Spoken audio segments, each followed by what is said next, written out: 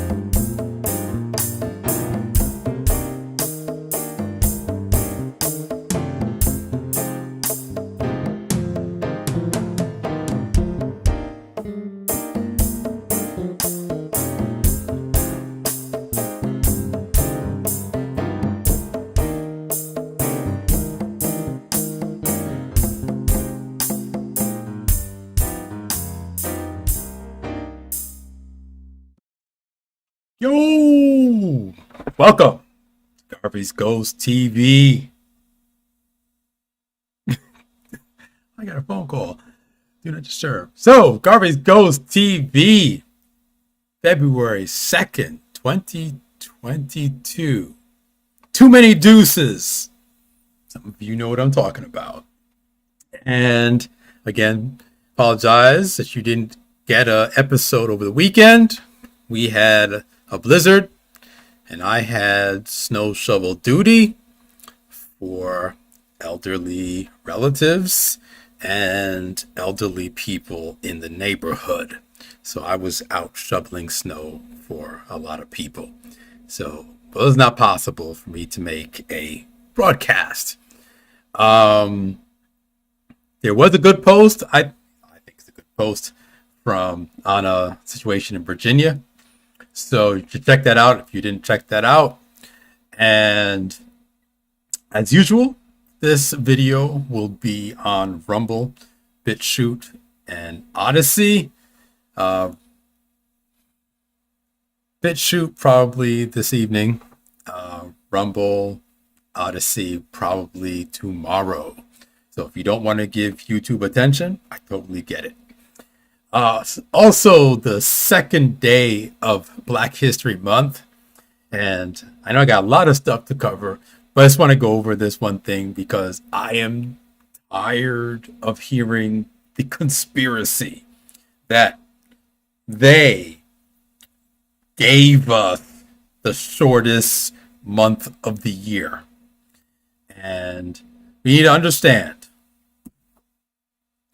So, Carter G. Woodson, who wrote The Miseducation of the Negro, started Negro History Week.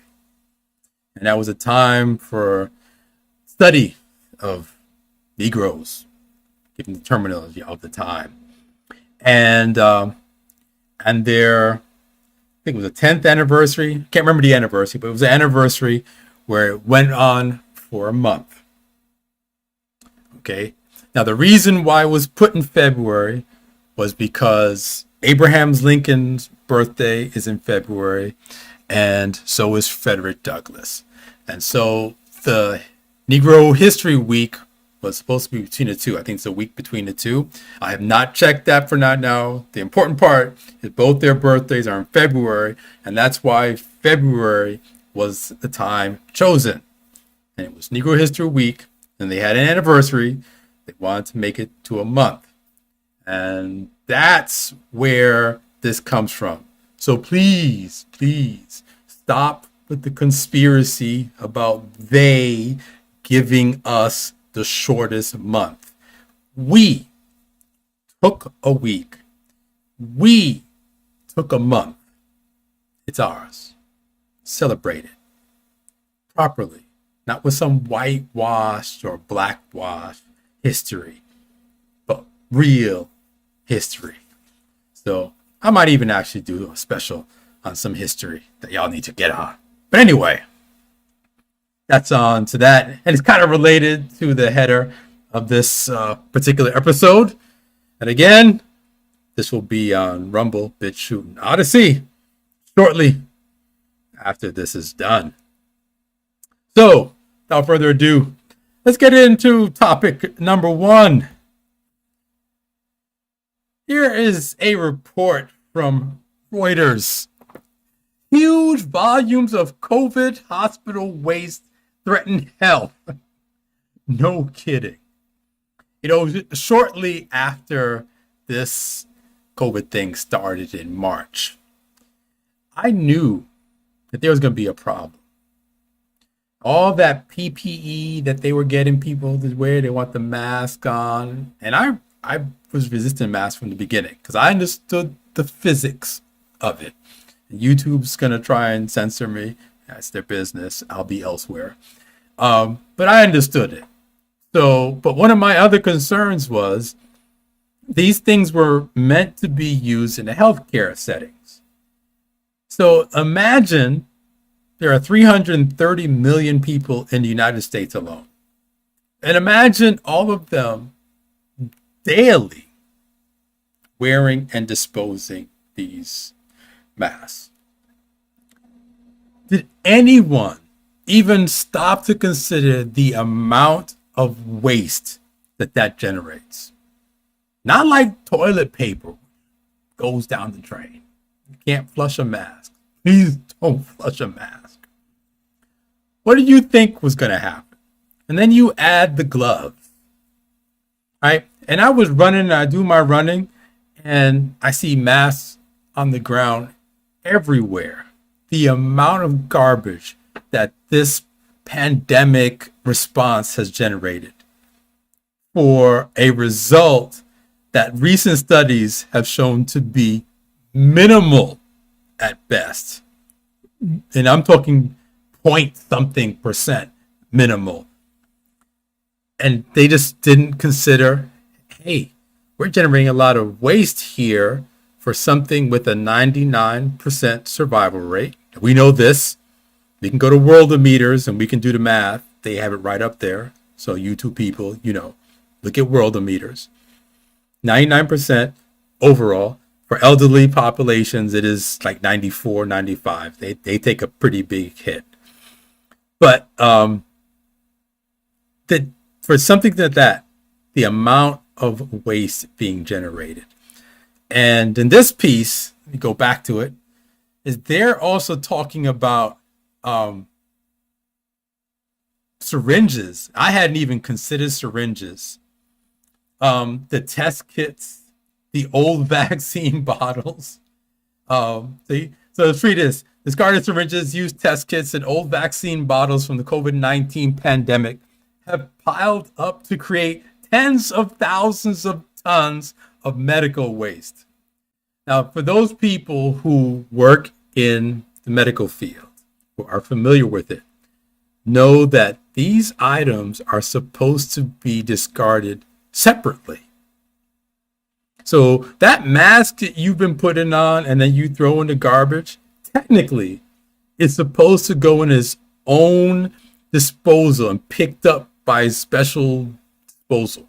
It's not supposed to just be thrown away, because the assumption has been that anyone who is asymptomatic is infected, and therefore that mask is a carrying disease.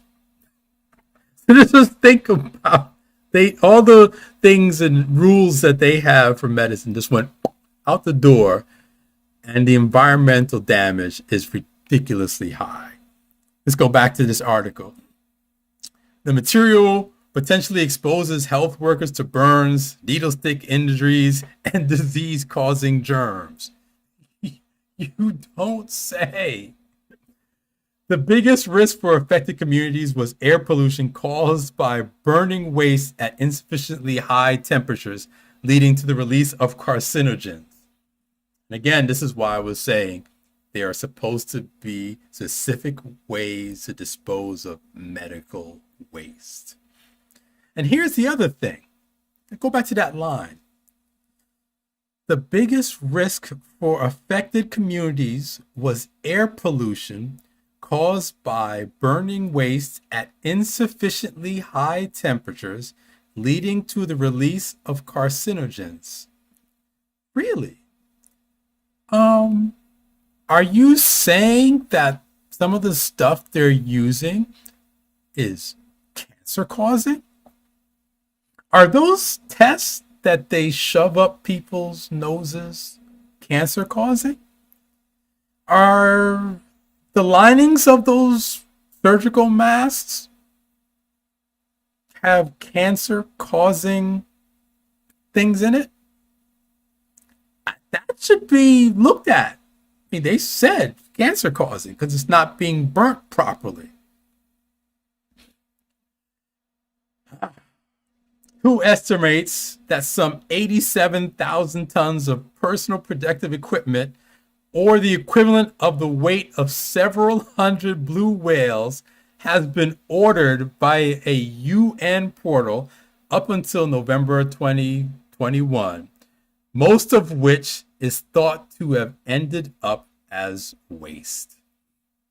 The report also mentions that 140 million test kits with a potential to generate 2,600 tons of mostly plastic trash and enough chemical waste to fill 1/3 of an Olympic swimming pool.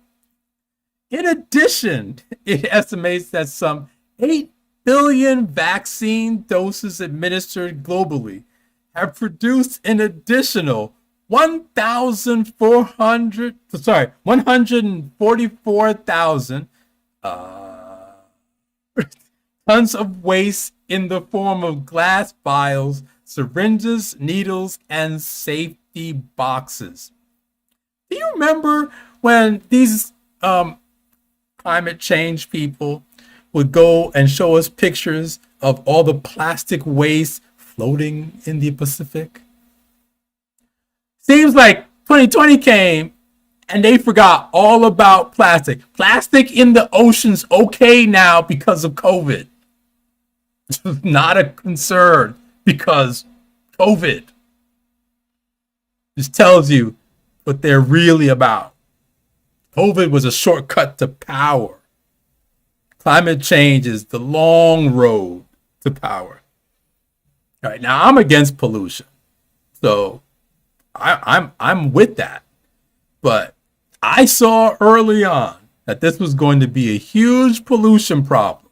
But you see, I understand long-term consequences of decisions.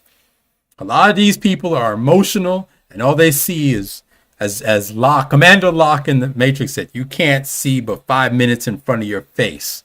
That's what a lot of these people who are in power now, it's all they can see, 5 minutes in front of their face. So I'm unsurprised by this entire nonsense. Montgomery said a misperception about the rates of COVID-19 infection from surfaces was to blame for what she called the overuse of protective gear, particularly gloves. Oh my goodness. Okay. Every time I walk in a store, there's some person being paid to ask, do you want to put hand sanitizer? Are you kidding? First of all, we have known for years that overuse of antibiotics and all that kind of stuff has been a major cause of superbugs. If you don't know what superbugs, this is why I try to stay out of hospitals. Even if I'm visiting, I try to get in and out. I'd rather call you than see you. Superbugs, they can't kill them with disinfectants. And once they get in you, a lot of the penicillin doesn't work. All these other drugs don't work because the bacteria have evolved to survive in that environment. And it was overuse of antibiotics and sterilizing agents. So I've always refused. The only time I will use one if I think a surface is actually dirty. So I'll carry a wipe and I'll wipe down the surface just because I don't know about that surface. But just all the time putting stuff on it is ridiculous.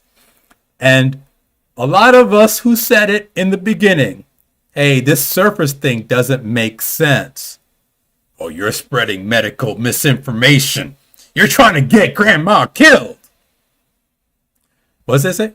Montgomery said a misperception about the rates of COVID-19 infection from surfaces was to blame for what she called the overuse of protective gear. So either Reuters is giving medical misinformation or we were right back in 2020. In fact, I believe it was the German government that came out and said that the surface claims were just bogus. They knew that early on. Now they're doing some Nazi stuff now, but back then they knew that. So, and mind you, those numbers that I gave you were things that were ordered from the UN. I don't think that includes national stockpiles and other private organizations. Just think of the massive amount of pollution that this has created, which could have been avoided if cooler, saner heads had prevailed. But no, panic was the report of the day. So, that's on that particular issue. Number 2, we're going to deal with this crybaby, these black crybabies, given this Black History Month. So apparently some guy, Ilya, is this guy here, Ilya Shapiro. So go back. So as we know, Justice Breyer's announced his retirement. Joe Biden, being stupid and is checking out in the head, who's being run by his handlers who are absolute nut fruit case lefties, decided that he would do something that if a private company did it would be considered illegal. He went and announced that the only people he was going to consider for the job of Supreme Court Justice was a black woman. Now, I personally don't care who's, what the race is, what the gender is, what they like to wear, what music they, I conservative, liberal, I don't care. The only qualification that I have for a Supreme Court Justice is, do you understand the Constitution and what the words shall not be infringed and shall not be abridged means? Because if you don't understand what shall not means, I don't want you anywhere near Supreme Court. And we have too many justices, including the ones currently on there, that don't understand what shall not be abridged means. Okay? So anyway, Biden makes this announcement. And this guy, going back to here, makes a comment about this means that black women or whoever black woman he chooses is unqualified or would be perceived as unqualified. And I'm going to tell you that he's 100% correct. And I'll take it from personal experience where I've had people doubt my qualifications because they perceived me as an affirmative action hire. And I actually think I was an affirmative action hire for an issue that I didn't know about when I was brought in. And a lot of you black folk with jobs have jobs because a company was trying to avoid some kind of discrimination lawsuit or lost a discrimination lawsuit and they're trying to cover up. Now, I'm not saying that makes you unqualified, but what happens is it makes your colleagues look at you like, would he be here or would she be here if not for? Okay, so then you got to spend a lot of time, if you choose to, I don't play the game, trying to prove your bona fides. And I say you do your work 100% and your work speak for you. Okay, so anyway, so he makes this comment and he's an academic at Georgetown. And as usual, the usual suspects come out. Racist is racist. Fire the man. So everyone's got to be fired. At this point, it's like everyone goes from 0 to 100. So in response to that, because I don't want to go through the whole thing, it's not even a big deal to me, because the basis of what he's saying is accurate. And I had life experience that shows that to be accurate. But so I saw this thing here where a protester, they had some kind of sit-in, and here's where the demands, this kind of got me like, what is going on? They want a reparations package for Black students. As a Garveyite, I am not against the concept of reparations. My issue is if you don't know what you're going to do with those reparations, other than hand it back to the people who gave it to you, that you're better off without. And that's not even getting to the welfare state. But that aside, so this reparations thing is being way overused and misused. But anyway, so the reparation package for Black students. I don't know who this she is. It's in the article. I'll go to another part. That students be given a designated place on campus to cry. Is there an office they can go to? She asked. I don't know what it would look like, but if they want to cry, if they need to break down, where can they go? Because we're at a point where students are coming out of class to go to the bathroom to cry.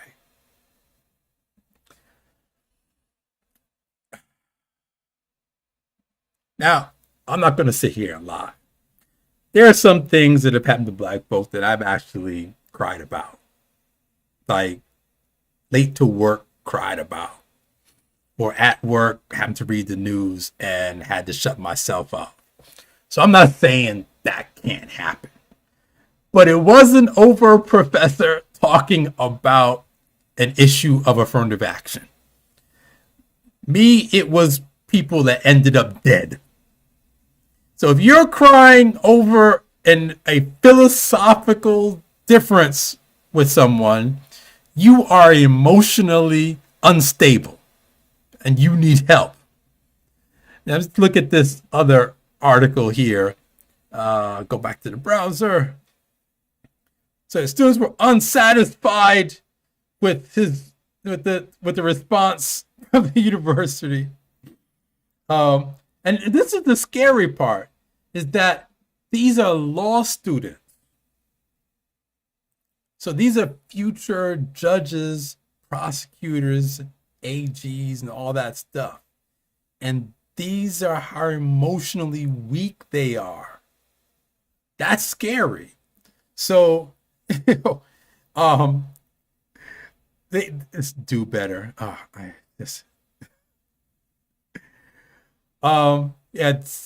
Where is this thing? Because it was just so. Yeah, here we are. Another junction. A student demand. I don't even want to read this stuff. But here's the thing. This is my problem, because I've seen it where I've been in academia for 23 years. So I've seen this stuff grow on campus, and I've become more and more disillusioned with campuses, is where students basically run things. And there's this huge and growing bureaucracy of babying students that's growing out there, and people making six figures. And these are not even top colleges, right? I was not working at a top college, and people are pulling in six figures to basically baby students and help them play victim. And your taxpayers are going to that. Your tax dollars are going to that. But here's the thing, which I think shouldn't have happened. The administrators took the law students' query seriously. What?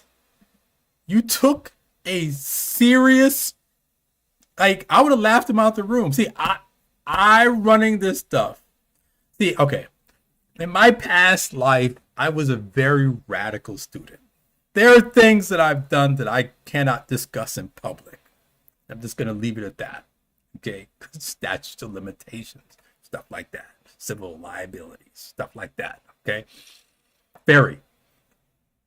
And when I was doing that, the administration on one of the issues called me into the office, ran down the law, and said, if you do it again, we're expelling you. All right? She understood the passion and whatever, but like, you're not going to do that. Okay? They didn't take certain things seriously. Like, this kind of stuff would have been laughed out the room. So that the administrations have changed so much that they don't even say, look, clearly college is not a place for you, or this university is not a good fit for you. You should transfer. Right? And because they're saying that this is a private institution, therefore the First Amendment doesn't count. And they actually said this. It's up here where they said here it is. It's not a First Amendment issue because it's a private college. Okay. So since it's a private college, all of y'all need to go back to what you were doing. And if you have a problem, we're going to ask you to leave. And we're not giving you your tuition back. Yeah, that was straightening out a whole lot of people. Because the sitting down I got straightened me out good. Like, okay, we're going to have to change tactics here. Okay? But a lot of these administrations. But what's the other thing and why I call it the black crybabies? Because they literally want some place to cry. This is what we used to be. Right? This is what, like, can you imagine these brothers here talking about, Master, we need some place to cry because this professor said stuff about a black woman, and could you imagine those brothers, those brothers talking about a crying room and how they gotta leave the office? Yo, could you, for those of you who understand the Black history of the Black Panthers, could you imagine Fred Hampton talking about black students need some place to cry? Can you imagine Kwame Ture talking about, yo, we gonna do this revolution, but yo, we need some crying rooms because we said, boss. We said something. That's what we fallen from. Fallen from that to crying rooms. Oh, that's embarrassing. I will tell you right now, for people who are my age or older, who are in administration or teachers and seeing this stuff, y'all failed the next generation. Failed. You need a crying comfort room. Y'all went from too black, too strong, to we need somewhere to cry. To be ashamed of yourselves. So yeah, that's the crybabies in the blacks. But now we're gonna talk about some reversals. So if you haven't heard, the FDA, so their first vaccine approval, the Comirnaty, which is not available anywhere and is legally distinct from the EUA product. That's on their website. Don't ask me, go look at it. That's in court documents. So they're following up with Moderna and the Spikevax. So the FDA takes key action in approving a second COVID-19 vaccine. Now, before we go into this, because remember, there's a lot of data that's come out over the past year. And we need to go back to what the FDA said about something else. Okay? So we'll put this on hold and we're going to skip. FDA cautions against use of hydroxychloroquine or chloroquine for COVID-19 outside of the hospital settings or a clinical trial due to risk of heart rhythm problems. Now, this is the FDA's website. Okay? Just make sure we understand. FDA, I'm on the official FDA website. So for those bots that YouTube has that heard me say hydroxychloroquine, I'm reading the FDA's website. Okay? Calm down.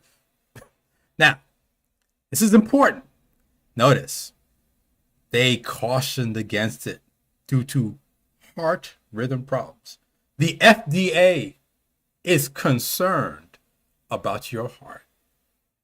So we see there is a list of June 15th, based on ongoing analysis and emergency-specific data. The FDA has revoked the emergency use authorization to use hydroxychloroquine and chloroquine to treat COVID-19, blah, blah, blah, blah, blah. These medicines show no benefit for decreasing the likelihood of death or speedy recovery.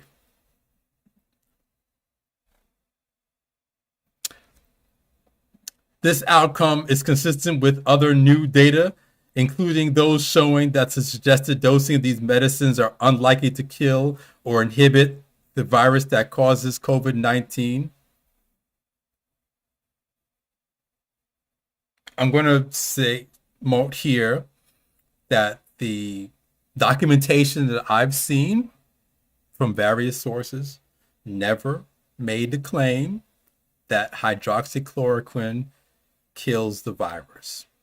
I'm not making that claim, and none of the doctors that I have seen interviewed or the papers that I have read, and I've read multiple papers, have made the claim that hydroxychloroquine kills the virus. That has never been the claim. So make sure we're clear on that. Okay, so as a result, the legal criteria for the EUA is no longer met. Now, this is very clear, very important.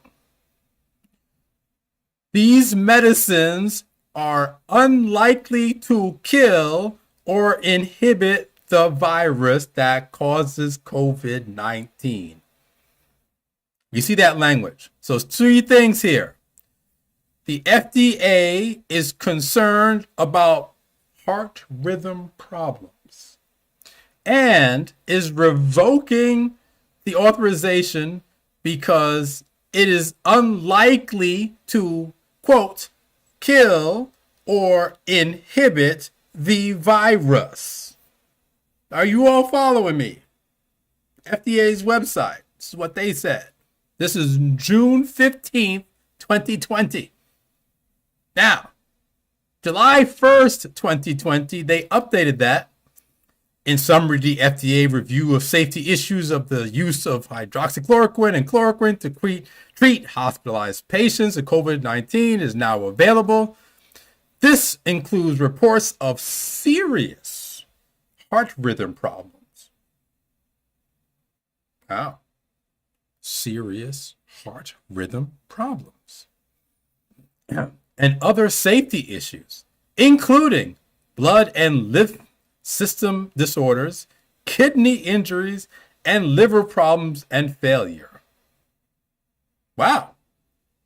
So, as of July 1st, at least on this website, the FDA will not give or maintain EUAs for a drug that has heart rhythm problems and other safety issues, including blood and lymph system disorders, kidney injuries, and liver problems and errors.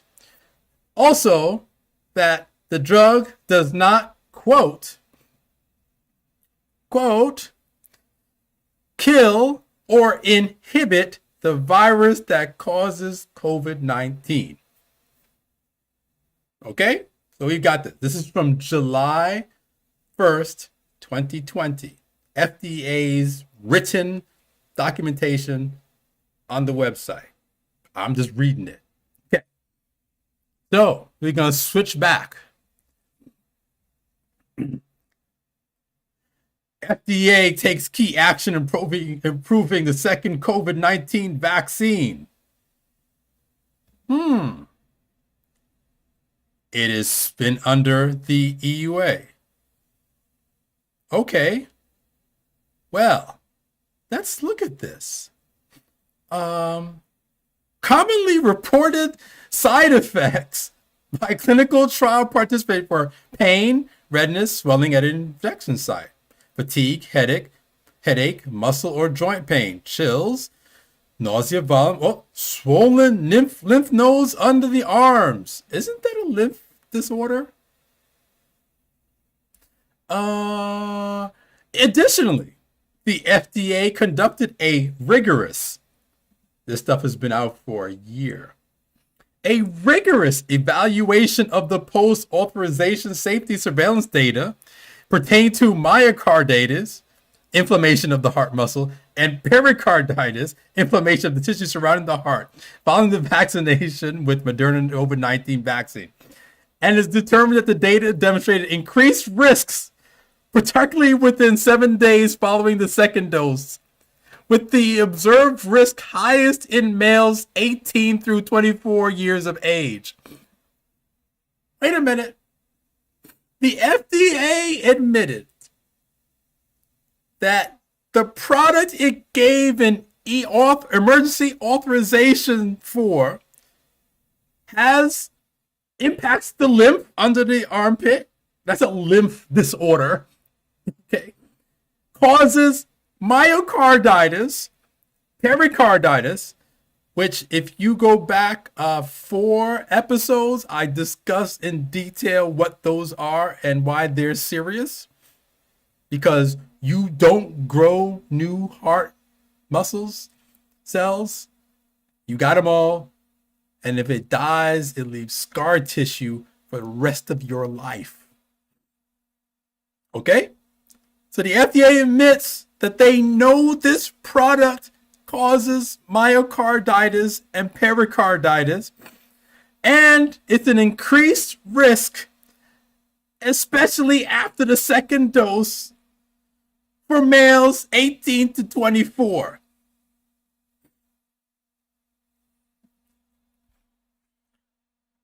Remember, they shut down hydroxychloroquine because of abnormal heart beats. Yet they just approved a product that causes myocarditis and pericarditis. And y'all still trust these people. The FDA conducts its own benefit risk assessment. Well, that's nice. I'd like to do my own. Thank you very much. Using modeling to predict how, the computer doesn't get myocarditis if it's wrong. Anyway, to predict how many symptomatic COVID-19 cases, hospitalizations, intensive care units, admissions, and deaths from COVID-19 the vaccine in individuals 18 years or older would prevent versus the number of potential myocarditis, pericarditis, hospitalizations, ICU admissions, and deaths that might be associated with the vaccine. The FDA determined that the benefits of the vaccine outweigh the risk of myocarditis and pericarditis in individuals 18 or older. Yo,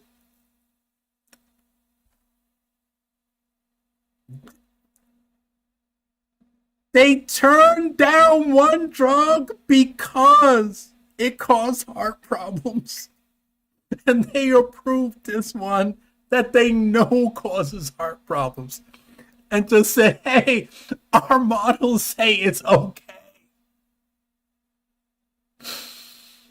And you trust these people. But listen, the FDA can't possibly get stuff wrong. There's no way they get stuff wrong. Okay. What's this? Wait a minute. What's this? CNN. Nearly a third of FDA-approved drugs had problems, study finds. What year is this? May 9th, 2017. No. The FDA mess up 33% of the time? No. Let's read this thing. Patients might think the U.S. Food and Drug Administration's stamp of approval means that a product is the last word on safety. But about a third of the drugs the FDA approved between 2001 and 2010 were involved in some kind of safety event after reaching the market. The authors found that in that time, 222 novel therapeutics were approved and there were 123 post-market safety events involving 71 products that required FDA action. So, by their calculation, there is a 33% chance that this newly approved drug will have a safety problem. I'm just reading the article. In 59 cases, some kind of communication had to warn users about the product's safety. Just 59! Yo, in 10 years! Just 59! Go back to my first episode of the rebirth of Garvey's Ghost TV. That should be December 17th when I go over to VAERS data. December 17th, when I went over to VAERS data, there were 10,000 associated deaths with the EUA products. And here, they're saying just 59 caused them to freak out. And you trust these people.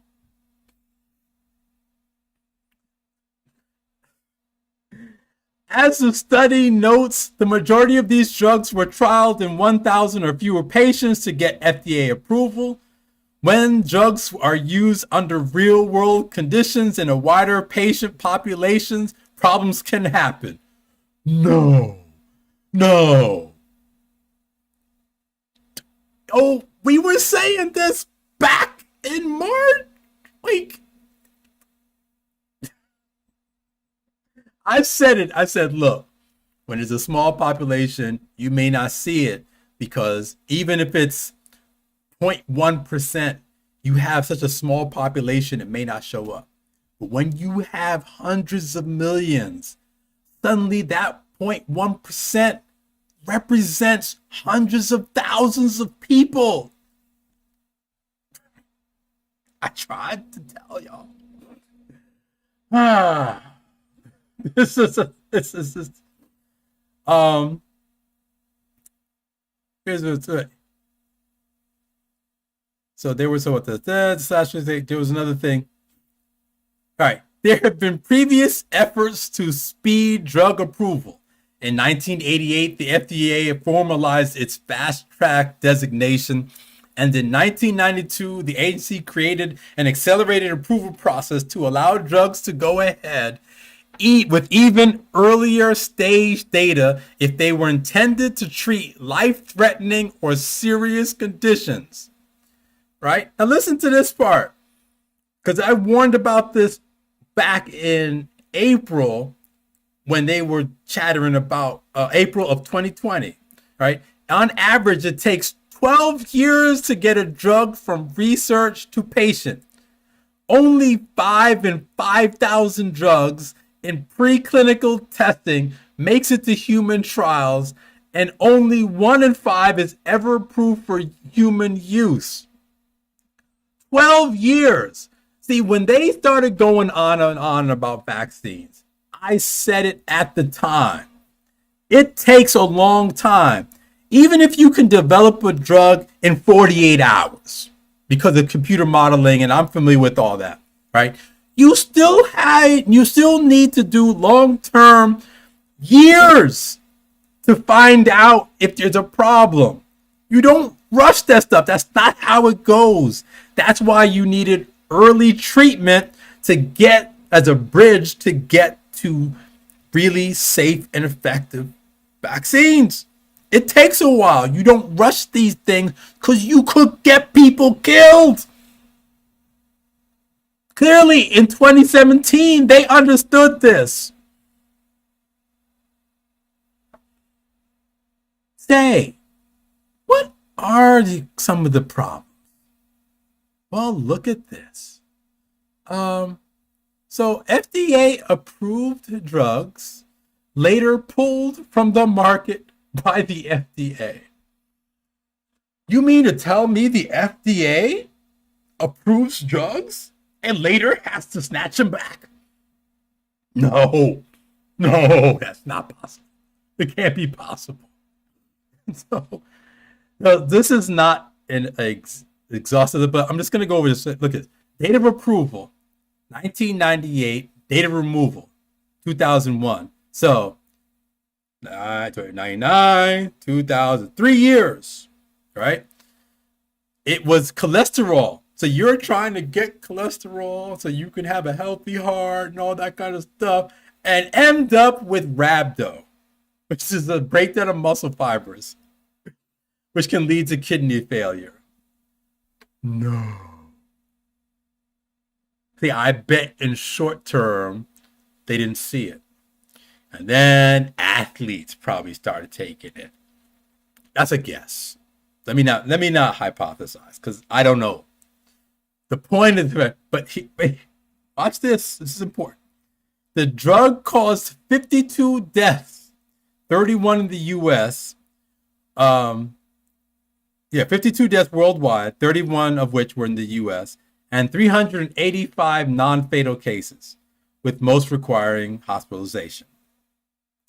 12 of the deaths were related to taking this drug in combination with Lopid, which I assume is another cholesterol drug. But here's the thing. It got pulled back for 52 deaths in a space of 3 years. Like I said, I went over the VAERS data. Go back December 17th. Where there were 10,000 at that time. It's grown since then. Associated deaths. And they're still pushing this product. Did you trust these people? Date of approval, lorcaserin. Date of approval, 2012. Date of pulled, February 2020. That's 8 years. Weight loss. Oh, potential cancer risk. Oh, wow. I'm trying to lose weight. Don't want to go to the gym. I'll take a drug. Oh, cancer. Probably took a while for those cancers to show up. Probably took a while for the cancers to show up. They didn't even say if anyone had it. Here's another one. This one, November 1st, Bextra on the market for 4 years, November to April 2005, so just under 4 years. It was a pain reliever, serious cardiovascular adverse events like death. Yeah, that's serious. Stroke. I know what MI is. Increased serious skin reactions like epidermal necrolysis. Oh, wow. So that's death of the skin cells. And the lysis implies that you just have stuff like fluid coming out. That doesn't really sound. Oh, gastrointestinal bleeding. And again, 3 years later, it takes a while for these things to show up. And it's got to be a number. One-offs will not set the alarm. It's got to be a number. So by any rational standard, this FDA approval would not happen by the standards that were in place prior to 2020. Why are they changed the policy and the practice now?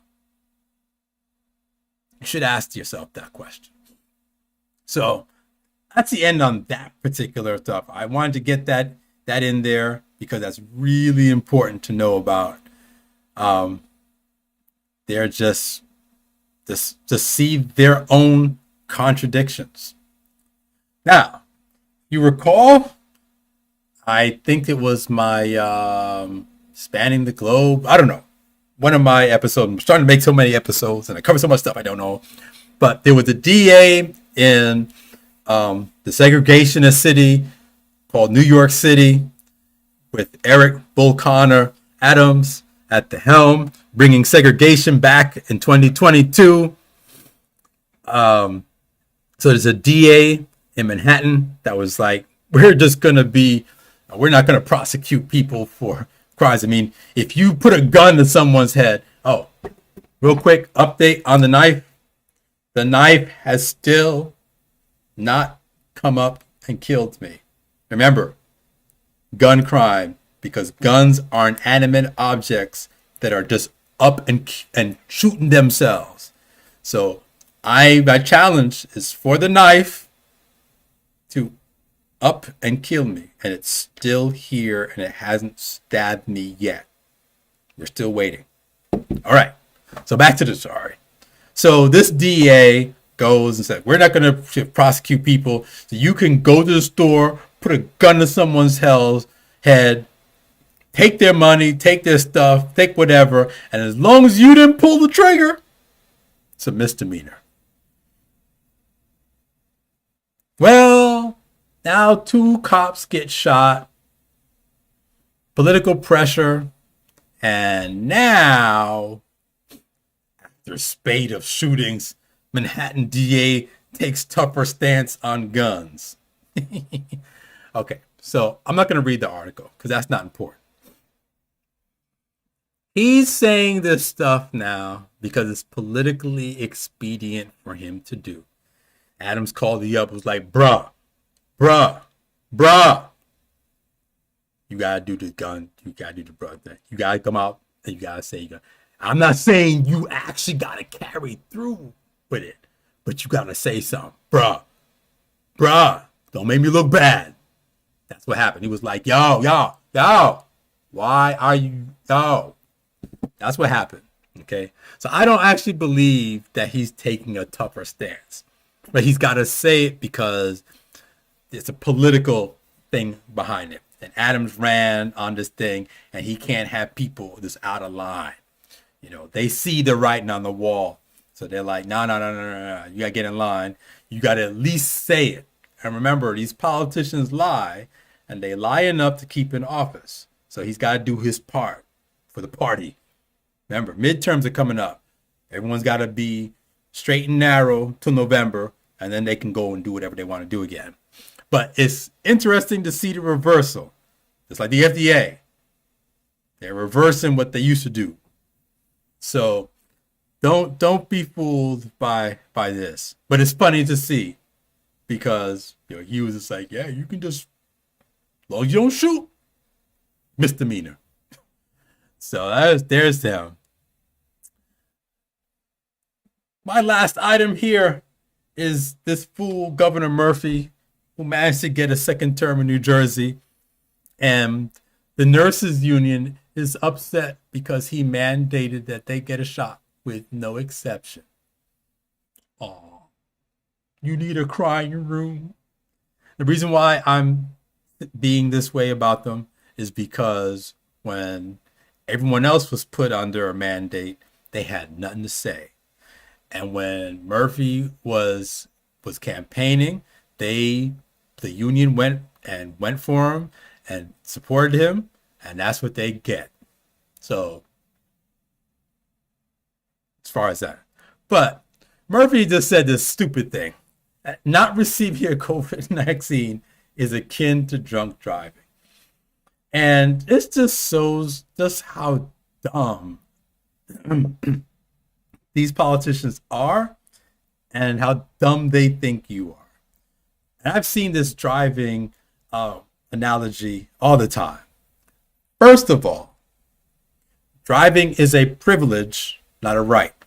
You have the right to travel. Which means you got your 2 feet, gets to step it. You don't have a right to get in a car and drive. That's a privilege. So these comparisons on your privileges versus rights are very different. The second thing is taking a medical thing is about bodily sovereignty, not a privilege of driving. But going further with this example is we've already had the Pfizer CEO, and this goes back to the FDA thing. I think I should have said that in the FDA. We had the Pfizer CEO say that their vaccine does not prevent infection or transmission of COVID-19. Per the previous FDA, right? It doesn't kill or stop the virus from multiplying, because we have papers that show that the viral load is the same between non-vaccinated and vaccinated individuals. I'm not saying that's just known facts. So his analogy makes no sense. And here's what he's saying. I think it's selfish. I think there's obviously some people, legitimate reason, they're not vaccinated, boosted, but I'm going to put that aside.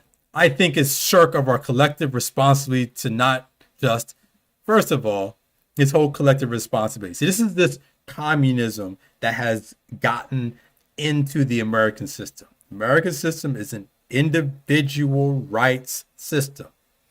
And the collective people have, the collective is a collective of people with individual rights, right? You don't have a obligation to anyone else. It sounds harsh, but you don't. People of goodwill or shared cultural values or high trust may do things for other people, but there is no obligation to do so. And the government was structured in such a way to protect that. Because once you start talking about the collective, that's when you start oppressing people. It sounds good until you put it in practice, because the first person to say no, the state exercises its monopoly on violence, and you get coercion. Ask a Jew in Nazi Germany how that goes. So, going back to our collective responsibility, it's clear with nurses, right? Nurses, like I said, obviously in healthcare staff, but I think it's akin to drunk driver. You're only putting yourself at risk, you're putting other people at risk.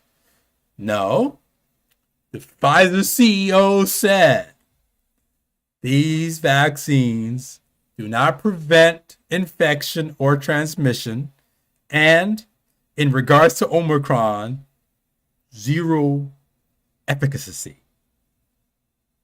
Okay, so everyone is putting everyone else at the same risk, whether they were water or they had the beer. The better analogy for this dumb governor's position is you're actually drinking a non-alcoholic beer. It tastes like beer. It's fuzzy like beer.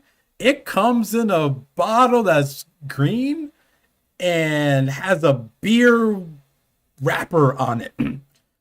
You don't get drunk. Okay.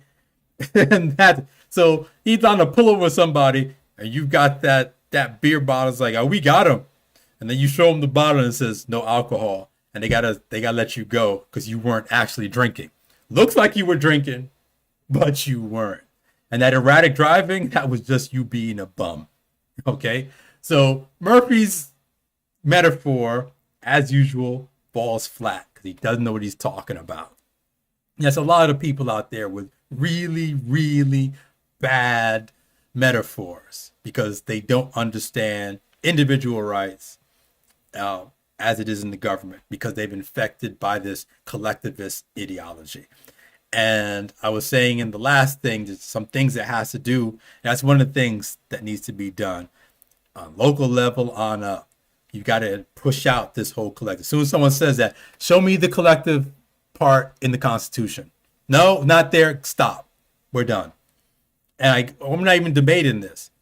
It's a rights are held by the individual, not the group, and it's not given by the group.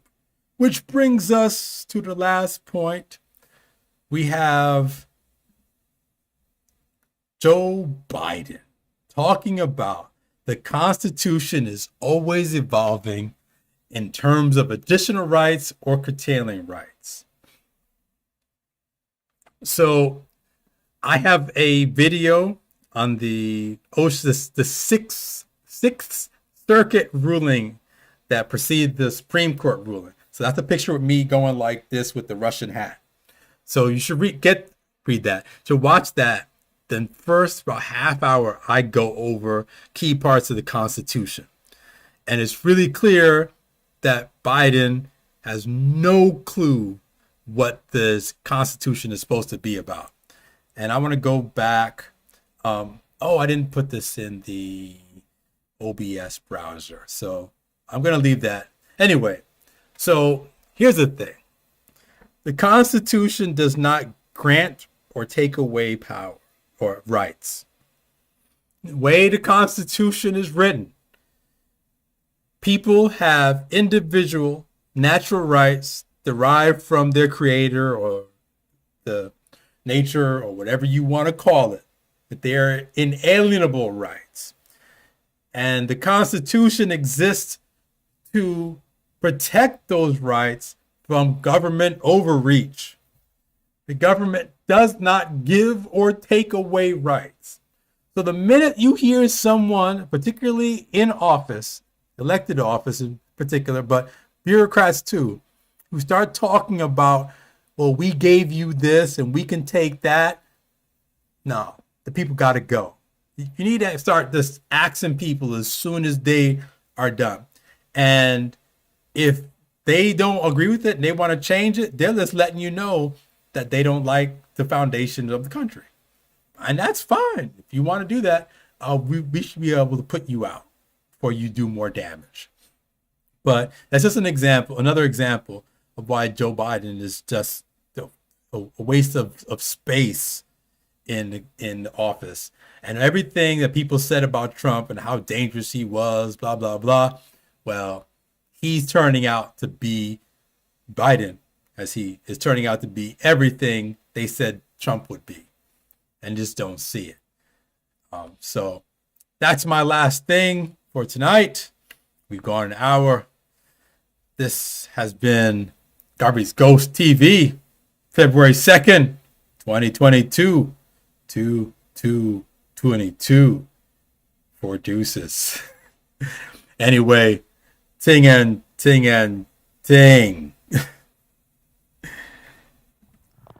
How y'all doing out there tonight? All right.